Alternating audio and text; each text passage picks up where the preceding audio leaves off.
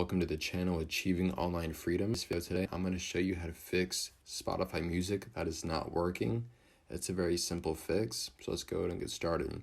So I'm going to show you a couple methods on how to fix it. The first thing is if you go to Spotify and just click on a song and it's not working, you just want to scroll down the right side of your screen and make sure your volume is up. You want to make sure that it's not all the way down here where it's off, otherwise you won't be able to hear it. Another thing you can do is check on your Bluetooth because sometimes it may be connected to some kind of device. So if you go up there again, you want to make sure that this is off because it might connect to a speaker in your room or your car or something else. Another thing you can do is head to the App Store and search for Spotify.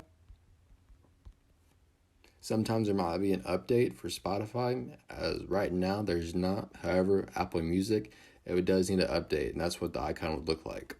And finally, the last thing you can do is if you go to Settings, you then want to scroll down to General, click iPhone Storage.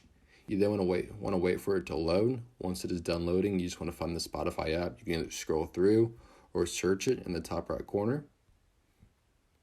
Once you're at Spotify, you then want to offload the app.